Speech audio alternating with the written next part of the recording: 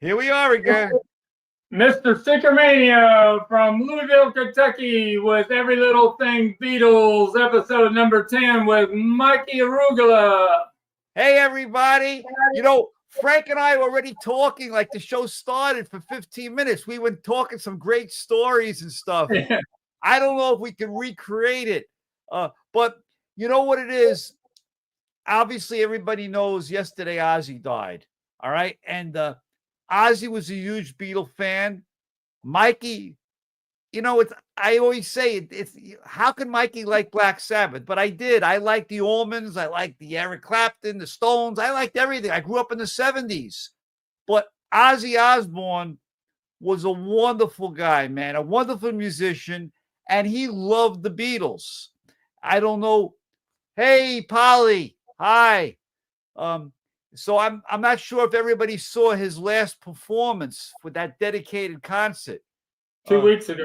Yeah, but he was unbelievable, and that concert for a guy who knew he was dying, and it's really a sad situation because all our buddies. Hey, Uncle Paul, I spoke to Uncle Paul today, by the way. All right. He called me, and I'm happy he called me. And there, hey, look, Paul from T-Shirt Express. I'm wearing your shirt tonight. We got your shirts in, Polly. We got 15 of them. Yeah. So anyway, we might talk a little bit tonight. Hey, Records and Trains. I want to, talk about Azie a little. Hi, Barbara. We got a lot of fan club here. A little Beatles corner. Hi. Hi, Patricia. You know what it is? All these people are very loyal to you, Frank. Yeah, I know. It's great. Yeah. Hey, I enjoy meeting with you guys every couple of weeks. We're gonna see We're gonna see Little Beatles Corner in Chicago. Oh, good. Yeah. Well, we should do a show with everybody. Anybody that comes along, we got to do like a live show. Yeah, we got to. Yeah. And hey, Danny, another one. I hope I get to see him again. He missed you last time at the last show. Danny. Tom's gonna be at the Beatle Fest. Great, man. Great. Mr. Beatle Pro, how's your room coming? You're going to let us know. Yeah. But anyway, you see this Butcher cover? I don't know if you know this, but I saw an article in Rolling Stone that my son actually sent to me about Azie, a little short segment. When Strawberry Fields Forever came out, Azie was a butcher guy. He was working in a butcher shop. He worked in a slaughterhouse at the time. And whenever he heard the song Strawberry Fields, it made him think of when he was working in this butcher shop. That's crazy, right? That a lot of people, if they didn't get a little bit of luck or something along the way or make a little left turn, can you imagine Azie would be like still cutting up meat? Crazy. Yeah. I Am the Walrus. That's a new one. I Am the Walrus. Hey. I keep changing things, though. Oh, you're moving things around on your walls. So, Frank, what are we going to do tonight? Because I got things to open. All right. Here's my Azie Osborne story. I was the rock and roll grocer in the 1980s and 1990s. And in 1990, RC, this is my backstage pass, flew me out to Los Angeles. And I went to the Universal Amphitheater and saw the Roy Orbison tribute concert a year after Roy died. And wouldn't you know, right in front of me and the RC rep that went with me was Sharon and Ozzy Osbourne, and Paul Stanley and his wife were sitting right in front of us. So there was an intermission, and I popped out to the aisleway because I wanted to get their autographs on my program. And Paul Stanley was nice as can be. And Ozzy looked at me like he didn't want to give me his autographs, like he had to get to the bathroom or whatever they were going to do. But he stopped and says, "Oh, okay." And he scribbled his autograph. And then I saw Paul Stanley with my backstage pass backstage, and that's me and Paul Stanley from that night. Wow. Frank, you had hair there, man. Yeah. So that's my Ozzy Osbourne story, where I actually was right there by him. Yeah. Well, I never met Ozzy, but I went to the Fillmore East. Jay Giles opened up for them. Actually, Sir Lord Baltimore, then Jay Giles, and then this was during when Paranoid, the album, came out, 1971, I believe. And I saw Black Sabbath before they were just coming out and starting to like get really big. And that was awesome. So this estate I bought the other day, Connie Janae, she represented Black Sabbath and Deep Purple in the 1970s. Wow. Yeah. Yeah. But once again, it's sad because we're seeing all these people disappear. Wow. At that tribute, if you guys haven't seen it though, Steve Tyler did an incredible Led Zeppelin, Whole Lot of Love. Yeah. At that concert, man. It was unbelievable. Some of these musicians can still sing great. It doesn't mean when you get old, doesn't mean you can't sing anymore. Okay? How you doing, Wolfie baby? Hey, Wolfie baby. I like that name, Wolfie baby. Yeah. That's a good one. Yeah, yeah. So let me open up something, man. I'll show you some things. Okay. Some of you guys know I've been buying stuff from the accumulator. This guy, I'm opening up his collection. However, I have been out of control on eBay. And I prove to you tonight, matter of fact, I'm going to go right to this item, that you can still get bargains on eBay. Of course, you got to sit there and watch for it all the time. And you got to understand something. I'm competing with Frank. Okay? Yeah. I'm competing with lots of people. But when I show you what I picked up, okay, this is unbelievable. This was a buy it now. I'm on my opening now. I'm looking for buy it nows. Look at this. You ever see this before? No. Gus Lopez would like this. I hope he watches this show. Look on the back. All right. This is an Australian wrapper for an Australian lollipop. It's called the Beat All. Okay? Peter Beat All. Yeah. You never see this. Yeah. Okay. And I didn't pay a lot of money for this. This was a buy it now. All right. That's a good item, right? Yeah. You're never going to see that. All right. So this is a rarity, guys. I picked it up on eBay. And I'm still competing, like I said, I'm competing with like 50 people. You got to pull the trigger real quick. What are you going to show me, Frank? So she passed away a few months ago, and she bought a lot of jewelry through Ripley Auctions in Indianapolis. And so she told in her will that Ripley Auctions could have her whole estate. And they took all her file cabinets and everything from New York City and took it to Indianapolis and put it in an auction. And last Thursday I bid. It cost me $10,000 to get all this stuff. I'm going crazy like Mikey. Listen, Frank, were there any contracts or anything? No contracts, but a lot of negatives.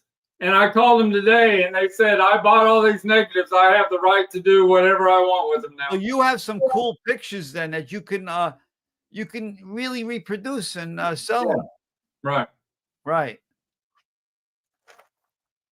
So this was the most remarkable picture I thought I got, because if you looked on Google, there are no pictures of the Rolling Stones at Carnegie Hall, and you can see the fans. It's full. It's the only sold out show the Rolling Stones had on their first tour. They lost money on their first tour. They were drawing 600 people to arenas that held 15,000. But both of these Carnegie Halls on June 20th were sold out, and these girls were all dressed up, and they were going crazy, hanging on the banisters and everything. Before the show, I was asking Frank about that, and you guys should realize that Sid Bernstein also booked the Stones for Carnegie Hall.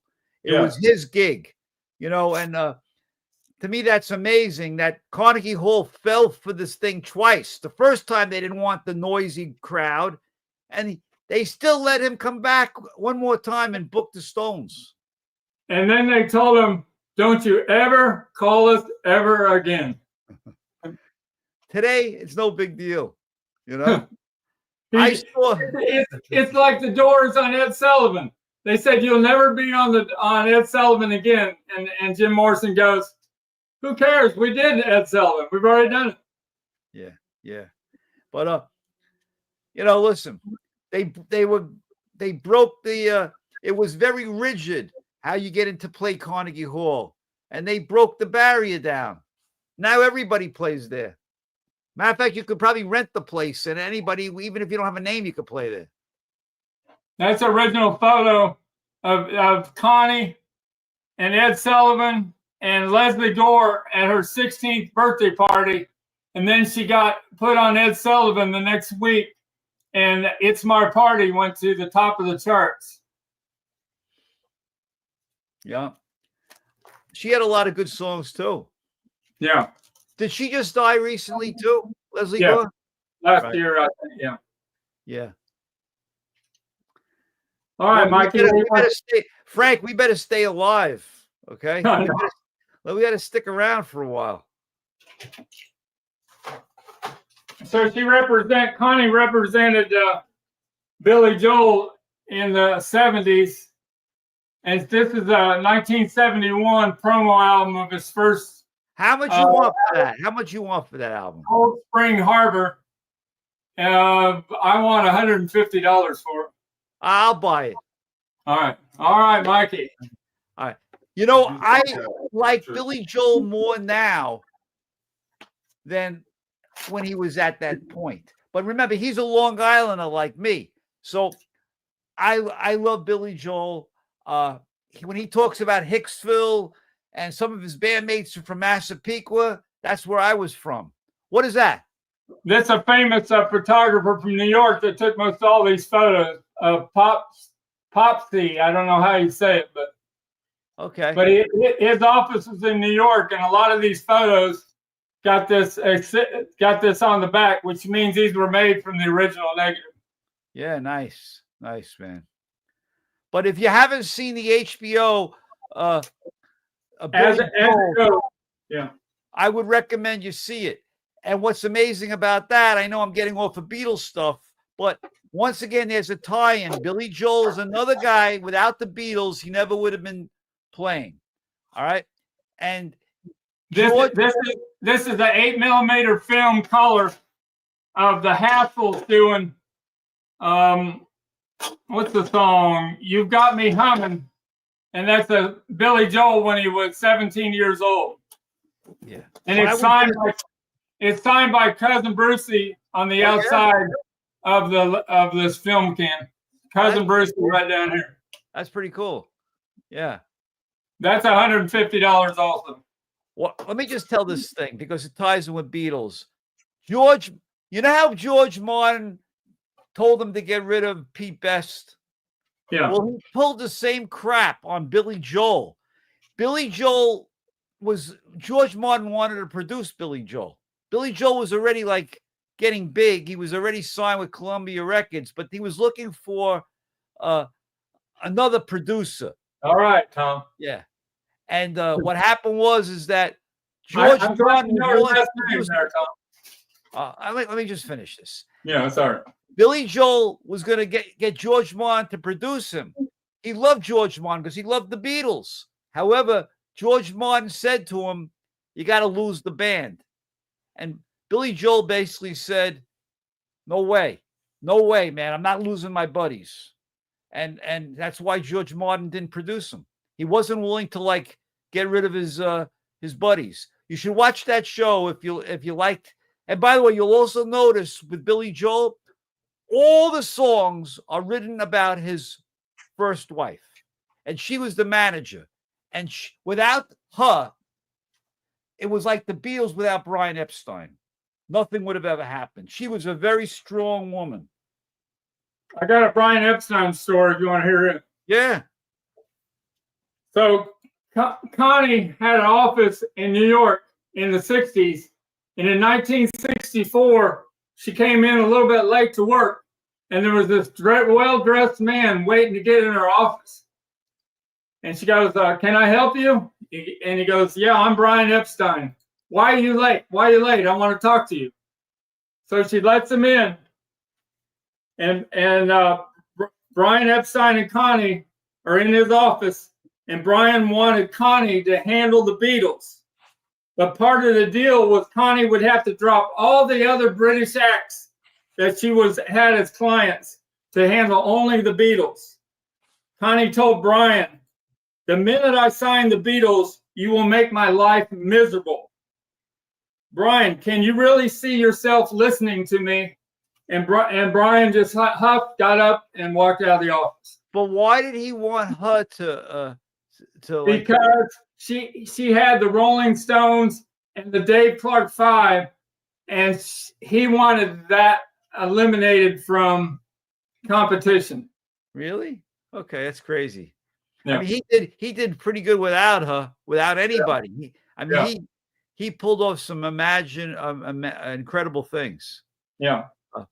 Let me show you another thing I bought on eBay recently. I'm showing you things I bought recently now. I'm not going back in time. I got so many things I bought. Beatle Pro, Mr. Beatle Pro, check this out. I got this, once again, not a lot of money, like $100 and some odd. He knows what this is. I've had that before. I had that before there, Mikey. By the way, they're in bad condition, but all the posters are in here. Okay, it came with all the posters, but they're not in good condition. These are the Look magazine posters, but I bought this for one reason. This is the tube. If you bought it on the magazine and not in the store, this is how they shipped it. It says Beatles. And I know where it came from. I know where it came from. I think Chicago, Illinois.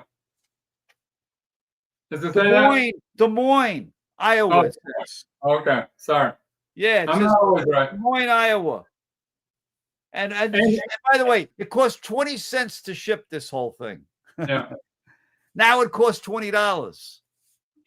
I had that poster tube in better shape than that, and I had the 4 posters perfect, and I had the Look magazine.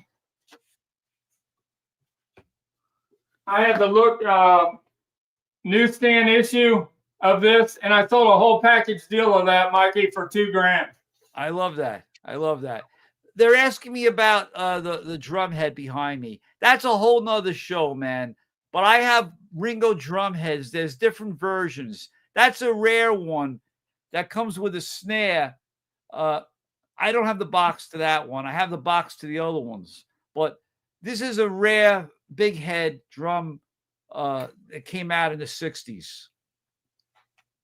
So one more. Wait, he said he's got to take the posters, Mike. I was bidding on that. I am sorry, man. I didn't know you were bidding on it.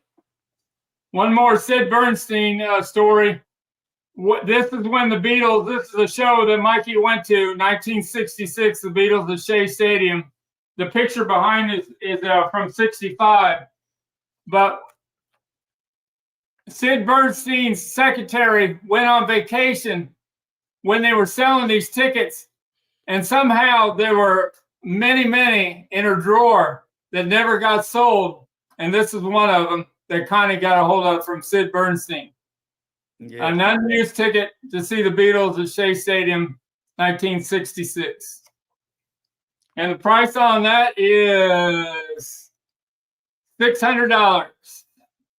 Yeah. I met a guy at the Beach Club in the Hamptons. I go there once in a while. You know, I meet people that have a lot of money. The guy tells me he has that ticket signed by all the Beatles. Wow.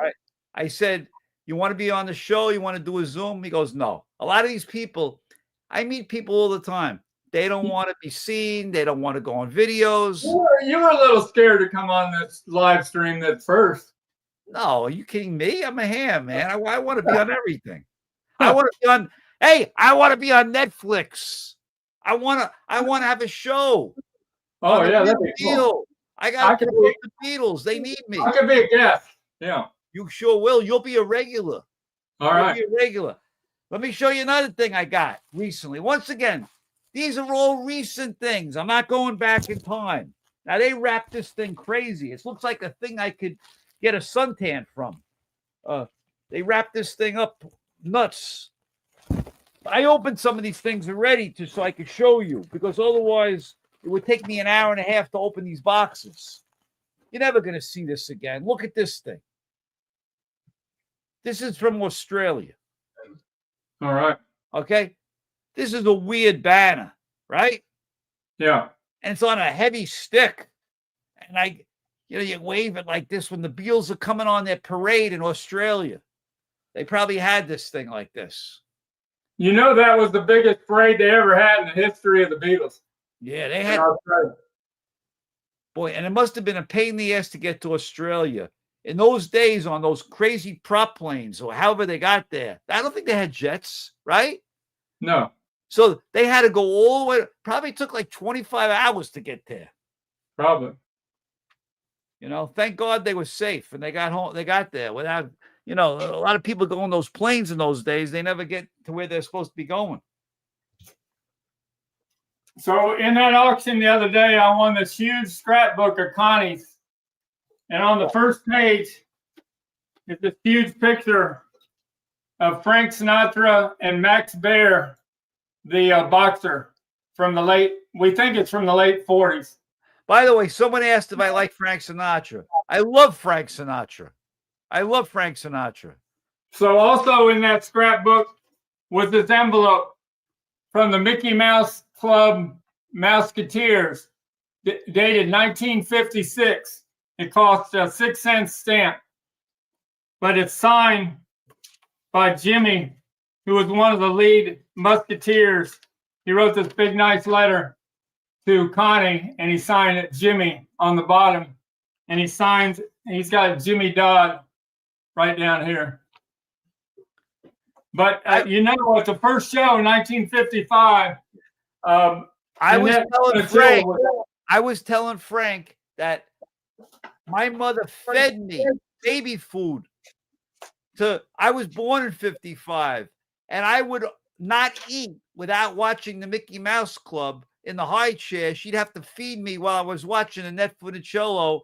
The Mickey Mouse Club came out for my generation, my age, 1955, and that was 56. I remember those kids watching that, like whatever was on. I don't know how much was on. It was probably on every day during the week, right? Right. Yeah. It's like that was our Sesame Street, That's what it was. Here's another. Connie was the one that redid the Grammys in 1975. She put it on in New York, and she kept the paparazzi and all the photographers under control so the celebrities wouldn't be so nervous about coming to the Grammys. And she had David Bowie, John Lennon, Paul Simon, Elton John. She had one of the best Grammys ever. That's Connie right back here. And she's making sure that nobody's going to bother John and Yoko very much. And John Lennon's got his Elvis button, and he's got his Dr. Winston O'Boogie button wrapped around his neck. So that's an original photo from the Grammys in 1975. Now you have the negatives to these pictures? Yes. That's pretty good. Yeah. So you should really make a deal with Getty or something. The Getty photo thing. I took 10 rolls of negatives of the Stones, the first tour of America, to a specialty camera shop in Louisville yesterday, and it cost me $550 to get all the prints made of all of them. Wow. 120 pictures. Make sure when you take it to these places, they don't duplicate you. Yeah. Johnny says, do you have your Yellow Submarine button yet? Yeah, I just got this in. This has a Parlophone, whatever the number is, 5363. This was to promote the release of Eleanor Rigby and Yellow Submarine in England in 1966. But then Ringo and George Harrison wore this to the premiere of Sgt. Pepper at Brian Epstein's house. Nice. Yep. Yeah. Oh, let me show you something else. All right. So look, this has been pretty common. All right. Yeah. I never realized until a week or two ago. Once again, I didn't ever look at the detail. I realized I saw something on eBay and it was a little different. Look, it's a different picture. Yeah. Okay. So I bought it. This says November 93. This says November 93. But this says Paul is Live, the new album. It says Nuovo album, new album. So this is promoting Paul is Live. This is promoting, they're both promoting though the New World Tour. But there's different pictures. So I thought it would be pretty cool. I picked them both up. By the way, if someone wants this, there's another one on eBay right now. Just so you know, it's on eBay. Not a lot of money. These things are not big bucks, but you know, I liked it because it was two different ones. I never realized they were two. This is a original photo of the Rolling Stones on the Hollywood Palace. That was on their first tour. And this is where Dean Martin made fun of the Rolling Stones, and he just kept on and on. Keith Richards was pissed, but then later on, Keith Richards says, I had sex with his daughter, so there you go, Dean. Now, about the Hollywood Palace, that is where Penny Lane and Strawberry Fields was premiered. It wasn't on Ed Sullivan. It was on the Hollywood Palace that the movies were shown. And when I saw that, I thought it was fake Beatles. I really didn't, at the time, I didn't really know who are these people. Like I thought they were in costumes. It was shocking. It really was. It was shocking. It was like a whole new world of Beatles. This is a picture of the Rolling Stones at the Kennedy Airport. And Mikey can correct me if I'm wrong, but it's another original negative from that photographer in New York. Yeah. Actually, it was still Idlewild Airport at the time. But what's funny is it's the same room, it looks like, that the Beatles were in. This is June 1st of 1964. Right. Yeah. But it looks like the same Pan Am type or whatever it was room where they did that famous interview where like George goes, I got my hair cut yesterday. So they lost money on this tour, 2-week tour of America. But then they came back in October when Connie represented them. And this is a picture of them coming off the plane in October of 1964. And that's another one original from the same photographer. Nice. He's talking about that. The Beatles for sale. Oh, here we go again. Here we go again. They're doing it on purpose. And I didn't think I was going to have to show this today. I just got it in. Come on, man. That's ridiculous. This is a 1966 tube cut stereo. Yeah. -1, -1. -1. And it's got on the inner sleeve, which I think is cool, it's promoting Revolver. Wait. And that's excellent condition. We gotta get this guy out here for this. There we go. Hear about this thing one more time. There's Beatles for sale crap. Beatles for sale. Hey, I listened to side one today, Mikey, when I was working out on my mini trampoline. And boy, the Beatles were on fire. Hey, when I do it like this, it looks like I'm wearing the shirt. Yeah. Right? Frank, that album is okay, but it ain't the greatest. It was all muscle memory. They just got done touring the world. Yeah, okay. Come on, the Beatles were pretty good at that time. All right. Yeah. All right, let's see what I got in this box. All right. You know, when I saw Mr. Beatle Pro a year ago, I know he's the expert on the disco cases, and he got rid of them or something. Yeah. I decided now I'm buying them all. I bought another one. Okay. But I don't spend big bucks for these. If it's $200 or more, I'm not buying it. Okay. Unless I get down to the last one or two. But right now I'm trying to accumulate all the colors. These are very common. The one you're going to have a hard time getting, don't you?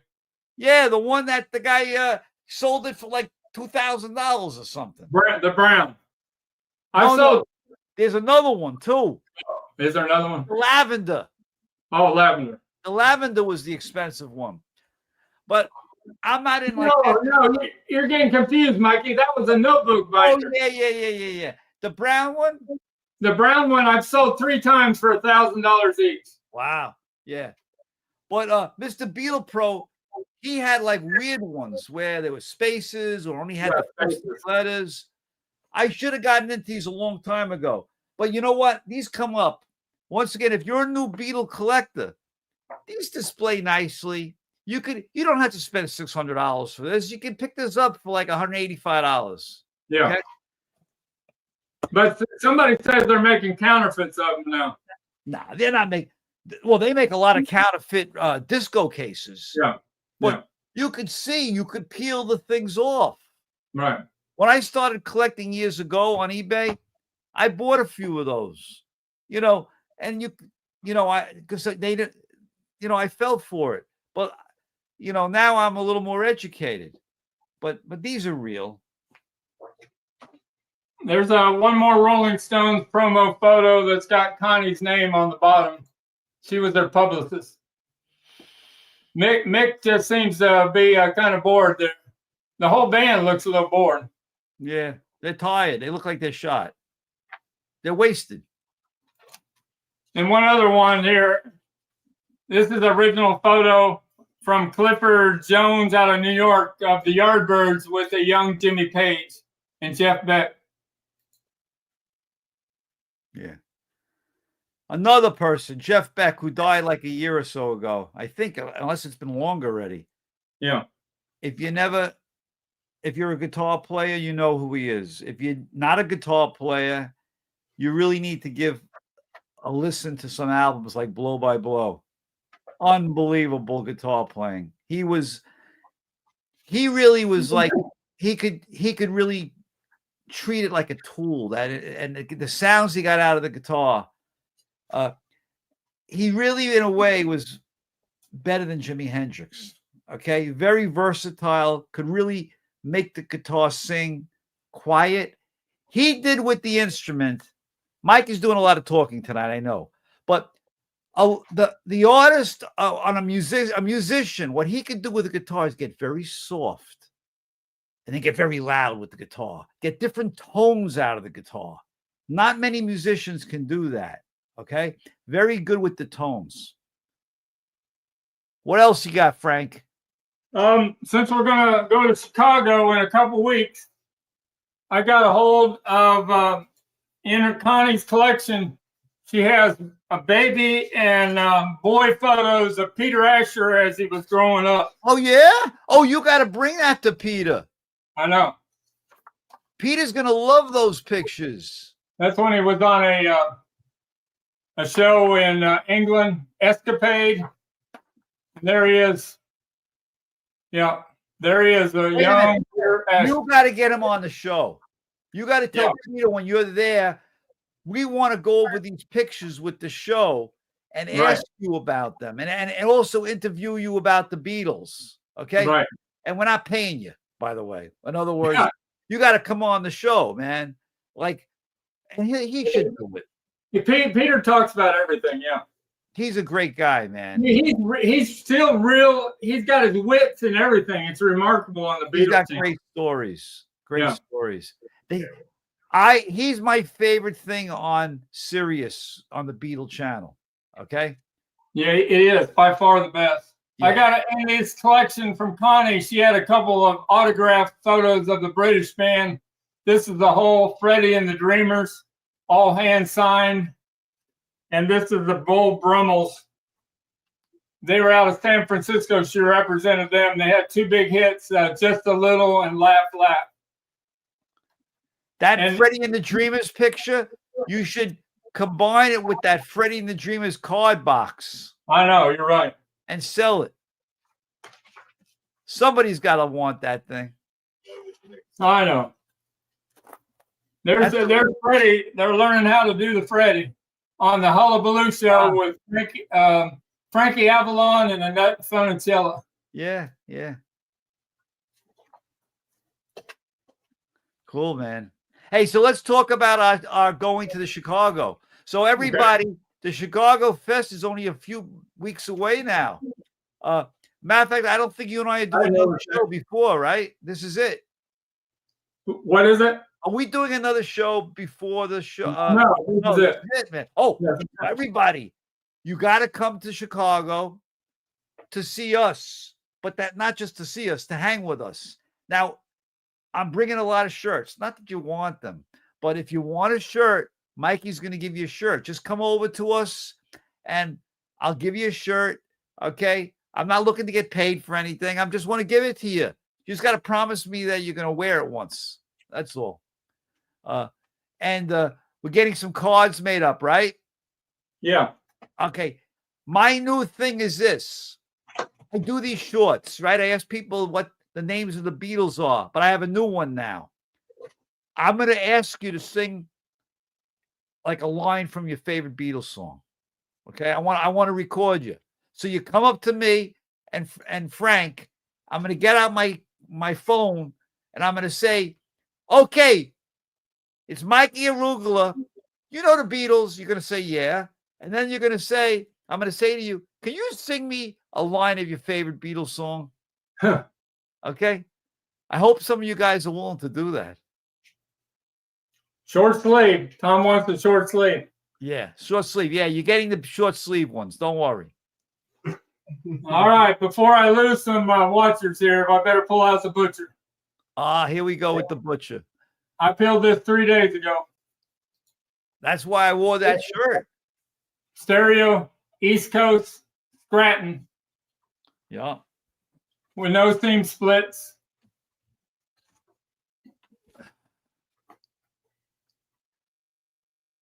And the trunk slick, I got off in one piece.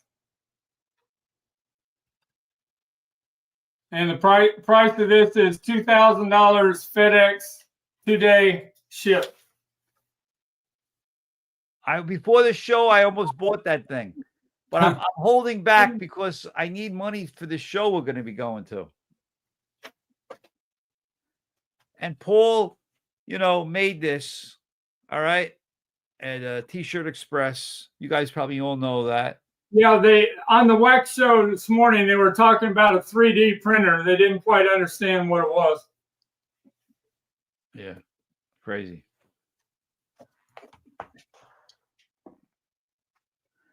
Did Joe get one of those?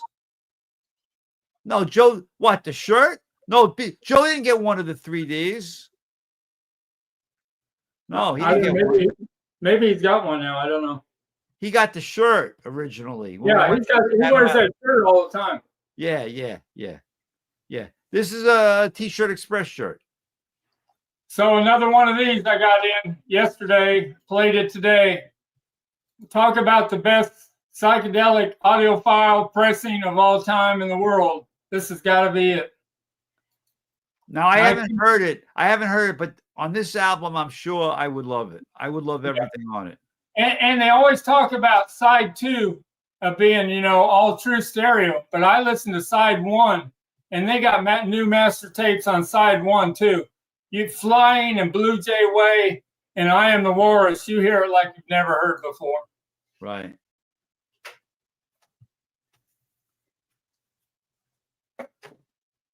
All right, Mikey, you're up. I'm up. I don't know. I got nothing left to do already. I'm shocked. You want to open something up? I got so many boxes, but you don't want me to open up things. What? Those were the things I planned on doing. What else do I got here? This is up on right now. I showed this once before, but right now on Beatlebelia's face. I saw that today. Yeah. There was one of these that was available on eBay recently, but it didn't have the frame that I have. Yeah. It was cut up. But Did you I do don't it? know if you can tell, but this is 3D, guys. Yeah. It's like a three-dimensional item from Cool. 1964. I like that. It's pretty cool. And Phil Harbour had just gotten the one off of, I believe, off of eBay that was up a week or two ago. But he didn't have the frame. No, it didn't have the frame, the one that was on eBay. No. I got this, was one of the first things I got when I started opening up the collection of what's called the accumulator. I saw that. I go, I got to take that, man. I'm not letting it stay here. Because it's an oddball item. Here's a photo of Connie. And if you notice below Connie, it's Phil Spector with a Righteous Brothers album. And right to the right of Connie is a young Gordy. Is it Barry Gordy? Really? Yeah. Motown's head man. Wow. How do you know that? How'd you know that? You know what he looks like? Yeah. I mean, it looks like the LBJ to me. Looks like LBJ. No, right here. Oh, that guy. Oh, yeah. I thought you meant the guy below him. No. Who's the guy below him? There's a young Phil Spector right there. Who's the one in the middle? I don't know. That looks like LBJ. That's what I'm saying. They're all promoting what they're head of. I got a TV. They got albums. They must all be big shots in New York City in the 60s. Yeah. By the way, I'm a conspiracy guy. I say LBJ is the one who was like involved with killing Kennedy. Okay. I just want to get you guys started on this whole thing. Okay. He got a guy named Mac Wallace to kill his sister. And he also got Kennedy killed. Look up Mac Wallace if you never heard of him. MacWallace. He was the henchman of LBJ. What about the rumors going around about how Ozzy Osborne went to Switzerland? I don't know what you're talking about. Assisted suicide. No. That's what they're saying. That's what they're saying. I heard it yesterday. Oh, really? Yeah. You mean like, in other words, he died because he went to Switzerland. Yes. Okay. Well, that is a true fact. In other words, I'm saying you have the right to go to Switzerland and they will put you to sleep. Unfortunately, I know of a situation with someone that happened, but it's crazy. But yes, if you want to kill yourself, you can do that legally in Switzerland. So that's just a green sticker that you can take off, a record store sticker. Yeah. So that's something that's going around right now because I know he was in tremendous pain. I heard it I heard it yesterday afternoon. Yeah. Oh, that's a shame, but that might be the case. He was in tremendous pain. He regretted having that operation.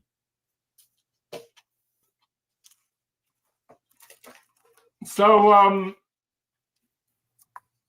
these are contact sheets that this camera shop's going to blow up for me. And you probably can't see this, but right here, you got an Andy Warhol and Jimmy Page with his back. And the next picture, you see Jimmy Page right next to Andy Warhol. Yeah. 1966 Yardbirds a party, and Andy Warhol showed up. Wow. Where do you know where that was? Was it in New York or was it in London? It was in a hotel in New York. Almost all these things are pretty much related to New York because that's where her base was. Right. Amazing. Really cool. I love it. And these are contact sheets of the Rolling Stones on the Les Crane show on their first tour to America. They got interviewed by Les Crane and they wiped out the video so it doesn't exist anymore of them on the Les Crane. But I'm going to have all these blown up and I'll be able to show photos of something that nobody's ever seen on video before. Right. You ever see that game show that Brian Epstein was on? I forgot the name of it, where they have to guess who he is. That was Pete Best. What's my line? Right. What's my line? I think Brian Epstein was on too. Look it up. Really? I didn't know that. Yeah. He was on one of the shows. Yep. You seen Pete Best on there, where it took him a while to figure out who he was. Yeah. They always had like Kitty Carlisle or something, like, you know, who are these nerdy people that were on the game? George something, yeah. But those are the shows in those days. So she represented the Faces in the 70s.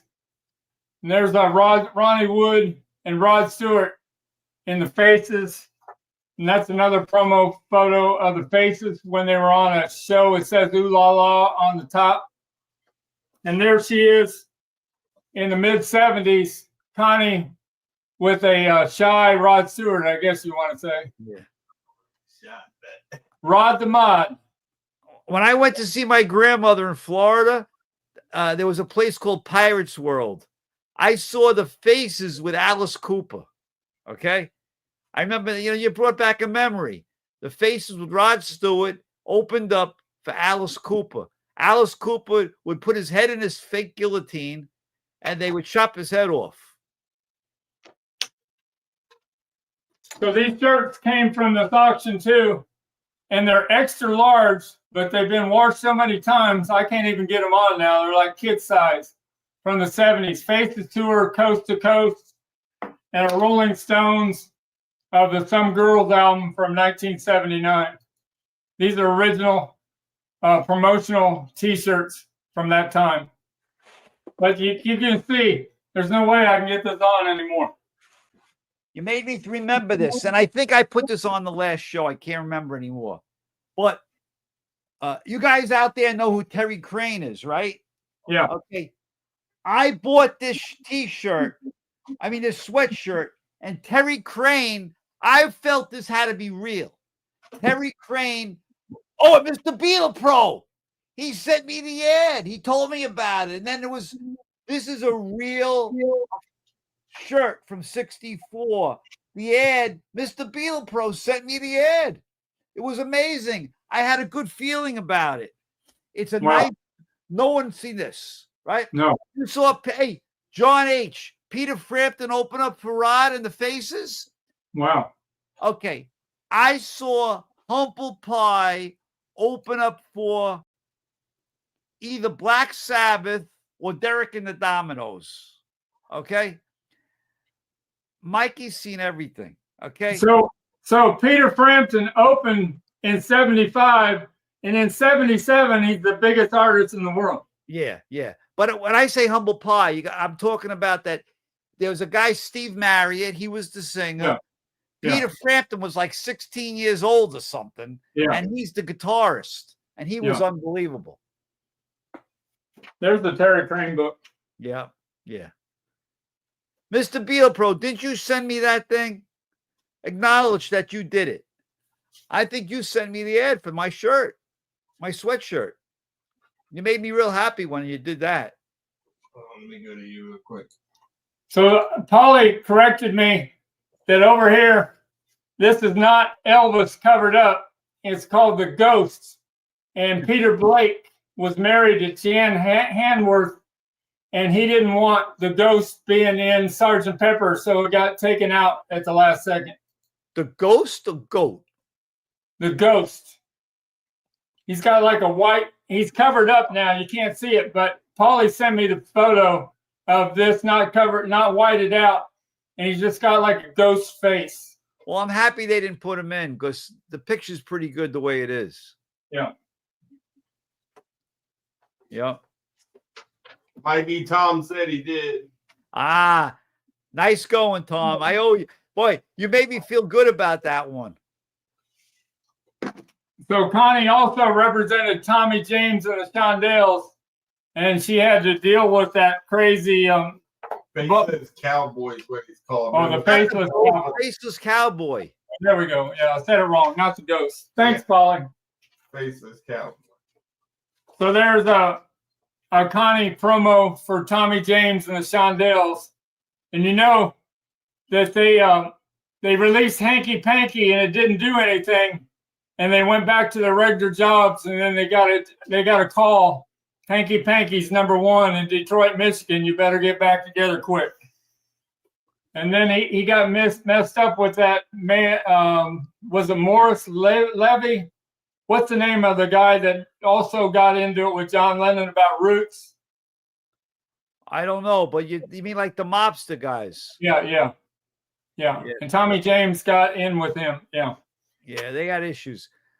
Tommy James, he did Money too. Money. Yeah, that was a great song. I Think We're Alone Now, Crystal Blue, Persuasion. Yeah, those are great songs. Yeah, they still play them at all the weddings and bar mitzvahs. They're still good. Levy, that guy's name is Levy. Levy, yeah. Yeah, that's what Tom said. Levy. Tom knows a lot of crap, man. There's the whole book I wrote about him. But there's a picture of the animals, a promo photo of the animals, and notice who's still in the group. Alan Price. He took all the money of House of the Rising Sun, and Eric Burdon never wanted to talk to him again. So that's a rare photo before Alan Price was out of the group. Boy, they and were so one of these members became the manager of Jimi Hendrix. Anybody know who that is? No, I forgot. Right here, Chaz Chandler. Is that the guy who killed Hendrix? Yeah, there's rumors of that. You know about that, right? Another thing, another conspiracy thing. Yeah. Jimi Hendrix was killed. Okay. He was going to let go of his manager, and his manager wasn't going to let him get away with it. So because he wanted all the royalties. Another thing, I believe. Then the last thing that she was big on the Dave Clark 5. And I got all these promo photos of the Dave Clark 5. And this is a press kit for their movie, Having a Wild Weekend. And then she also had many press books. I got like 20 of each of these from 1964 promoting the Dave Clark 5. And you know, how many times was Dave Clark 5 on the Ed Sullivan Show? I don't know. That's thanks to Connie. She's got him on there plenty of times. 18. What? 18 times they were on the Ed Sullivan Show. Can you believe I don't believe that. 18 times. Look it up. Nah. That's ridiculous. I never heard that before. Never? 18 times. I challenge you on that. All right. Well, what are we going to bet? No, I'm not betting anything. I just don't believe it. 18. I don't think anybody's ever been on the Ed Sullivan Show 18 times. Except for the guy who spins the plates. It's right. It's right. They were on there 18 times. I don't believe it. Show it to me. You can show it to me when we go to Chicago. Show it to me in writing. You know what, Tom? Beatle Pro. He knows everything. Tom, is Frank right about that? Ask AI right now. So what else can I tell you? Ozzy Osborne. This is what he said. I feel so privileged to have been born on this planet when the Beatles were born. They are and will forever be the greatest band in the world. I remember talking to Steve Jones. Hey, Mikey, you owe me a drink. Mr. Beatle Pro, you have me up bad. 18 times. They don't even have 18 songs. I know. All right. I owe you, man. I owe you. Right. All right. Anyway, the Sex Pistols goes, I didn't like the Beatles. And Ozzy says, there's something fucking wrong with you if you don't like the Beatles. That's his words, right? He was a guy who cursed all the time. Yeah. What else are we doing? It's 9:22. Led Zeppelin 3. This is a factory reel-to-reel. Near mint condition of Led Zeppelin 3. This is the way to hear Led Zeppelin 3. It's kind of an acoustic album. And this is $250 if you got a reel-to-reel player. Right. Let me ask you, look at the song list. Is Since I've Been Loving You on there? Since I've Been Loving You is on, yes, it's on side one. Now, that's what they call a minor blues in C minor, I believe. Uh-huh. Tremendous. Oh, I got to open up a box. That's what All they're right. telling me to Open a do. box. Open a box. Okay, yeah, he wants me to open a box. I got to go over and get a box. So Terry Cox had an auction for a Can't Buy Me Love picture sleeve today in near mint condition. They hardly ever pop up in near mint condition. This is I Want to Hold Your Hand, which is kind of common. But the Can't Buy Me Love is really rare. And I won the auction today for $1,560. It went from $1,200 to $1,500 in a matter of a second. All right, I'm opening up. I don't know what's in here. It might not be too exciting. I'm going to open it up. I'm breaking the rules tonight. This says January 28th, 22. 22, I bought this. So, wait a minute. That's 3 years ago, right? Holy crap, man. I'm dumb. Yeah. I've been holding this for that long. Okay, let's see what this is. What I wasted my money on. What I usually do is open these ahead of time now because you guys don't want to see me do this.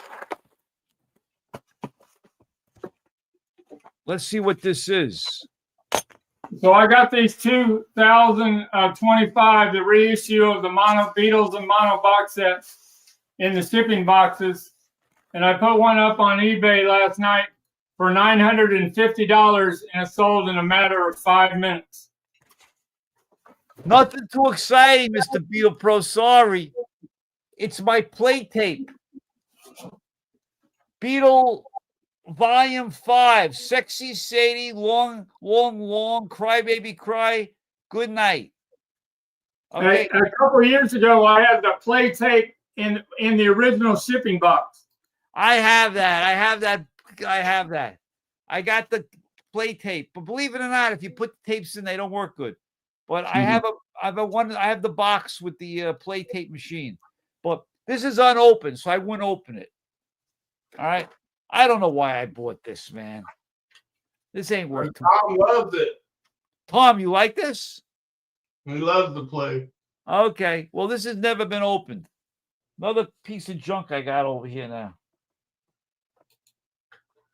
So, right. That was the White Album. The what? It was from the White Album. Oh, okay, yeah. That play tape. Well, a couple of days ago, I'm having a hard time finding East Coast butcher covers. So I go through all the listings, and out of all the butcher covers, 9 out of 10 or 15 out of 16, they're all West Coast. So I finally found a second state mono butcher cover that was in the shrink with the original price tag of discounted at $197 when they were phasing out all the mono copies at Capitol Records. And I got it for quite a bit. And I'll be showing it next week. You know, if you do a perfect like Beatle, butcher cover, then I would buy one. I think I got to have one. Here's some other. This is a Badfinger first press from England of No Dice. They didn't come up with her name. Maybe Tom Beatles Pro knows her name. I thought she worked in the Apple office. I would say he knows her name. He knows a lot. When did the Ivies become Badfinger? Come and get it. What? Come and get it. Come and get it? Yeah, they did maybe tomorrow as the Ivies, and it was on Apple. And then Paul McCartney gave him the song "Come and Get It," and Mal Evans says, "You got to change the title of your name." And so one of the on the anthology, one of the first names of a Sgt. Pepper song, I think, is Badfinger Boogie. So that's where Badfinger came from. Really? Yeah. You know some good stuff. Mr. Beatle Pro, confirm that story I just heard. Huh. I'm not. He probably knows. name like there's a name. He Her knows name her name. You know her last name, Mr. Beatle Pro. Mr. Beatle Pro knows a lot of stuff, man. So anyway, on these UK pressings from the early 70s, the United States must have been making crummy pressings because these things made from the freshly mastered tapes just blow. They're just so much superior to a USA copy. Ones you get from England. But you got to have a nice stereo system too there, Mikey. I know. You know, I have... No, he doesn't... Don't think they ever said. You don't think that Badfinger Boogie? No, bad. The last name. No, the last name. Last name. Hey, Tom, am I right about Badfinger Boogie being an original song for one of the Beatles songs? They talk about it in What do you mean? Anthology. That was the original name of a song, and then they changed it? Yeah, Badfinger Boogie. Okay. I learned a lot on this show. I got this the other day there, Mikey. Bob Dylan, Blonde on Blonde. And you might think this is kind of common. Why it's rare, it's got Claudia right there. And she didn't want to be on that cover. And so they had to remove her real quick. You mean she's not in the album usually? No, they have Bob Dylan's picture right there. Only on the very first pressings that were made. Is that Claudia, who was married to Andy Williams? No. Who's Claudia? So the name Badfinger Boogie came from Neil Aspinall. Thanks a lot, Tom. Man, Tom, with a little help from your friends. See, I told you that was the first title of that song, Badfinger Boogie. Really? Yeah. You guys know a lot of good stuff, man. Isn't that amazing in the Beatles world that everything comes from something 5 years before that or 3 years before that? Yeah. It's like George Harrison doing the guitar to With a Little Help from Your Friends in Got My Mind Set on You in the documentary. Right. 1964. And then how many years after that? 64 to 87. 23 years later, he had a #1 song out of it. I don't understand what I just read. Can we go back to that? What does that mean? Frank, I'm talking with Rolling Stones management to work out a license deal to reproduce the Shirley Temple shirt with the original shirt design. What does that mean? I don't know. I have no idea what he's talking about. What's a Shirley Temple shirt? I know what a Shirley Temple drink is. Yeah, I've heard there's a lot of problems with the White Album. Are they talking about the ones in the new box set? I think that's what they're talking about. No, he's talking about that. Oh, he's talking about the original. Yeah. So here's the original Let It Bleed from England, 1969 stereo. And how you know it's original, it's got to have a little hole on the back where if the sleeve was pink, you knew you had a mono, or if it was red, and if the sleeve was blue, you knew you had a stereo. But the only way you could tell in the store if it was stereo mono was to look in that little hole right there on the back cover. Oh, he's talking about the Shirley Temple on, I think, Sgt. Pepper. Yeah. Oh, okay. I got you. I know what you mean now. Okay, now I know what he's talking about. The Shirley Temple is wearing that sweater, the Rolling Stone sweater. Rolling Stone sweater. I get it now. It says, "Welcome the Rolling Stones, good guys." Yep. Uncle Paul said we welcome the Rolling Stones. Oh, we welcome the Rolling Stones, but it has good guys on the sleeve. And then another audiophile pressing, I've showed this many times, Sticky Fingers, my favorite Rolling Stones album, 1971, the German pressing. with the big zipper, and it's mastered by Doug Sachs, and so it's not muddy sounding like our USA copies. If you really want to hear Wild Horses in all its glory, this is the pressing you got to have. John H. said the U.S. copies. U.S. copies don't have the holes in the back. What do you mean holes in the back? That little hole up there, and see if it's. Oh, there's a hole there? Yeah, so you can tell if the inner sleeve's blue or red. Ah, okay. Then you know if you got a mono or a stereo. Okay. Yeah. I had both those albums. Let It Bleed had a poster, and it had the fan club photo and some of them. Join the Rolling Stones fan club. I don't remember. That photo that was in there was the first time they had Mick Taylor in the band in a photo. Brian Jones was not alive anymore. John H. liked Sticky Fingers too. Sticky Fingers has a you can't hear me knocking on it? Yes. Last song. That's a great song. Great song. It changes moods, you know, but also it reminds me a little bit of Santana, the guitar style. Yeah.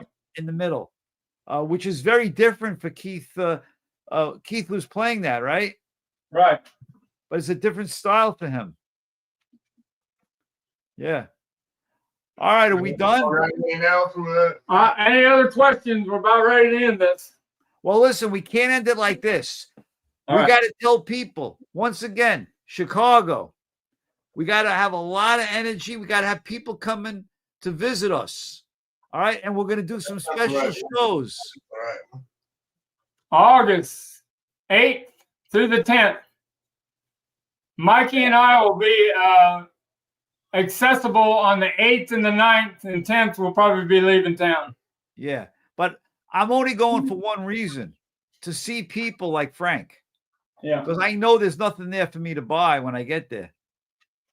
I know. Beetle Ron's not going to be there. Oh, he's not going? No. He stays in your area. He doesn't. Jeff is not going to be there. Jeff's not going to be in Osborne. Yeah. Eric Cash is going to be there. Yeah, that's true. You know what you always is Guy Lopez going to be there? I don't know. I heard a story. Gus Lopez. Gus Lopez. And Joe's not going. No, he's already said he's not going. And Uncle Paul today, I asked him, are you going? He said no. We're going to be lonely. Huh.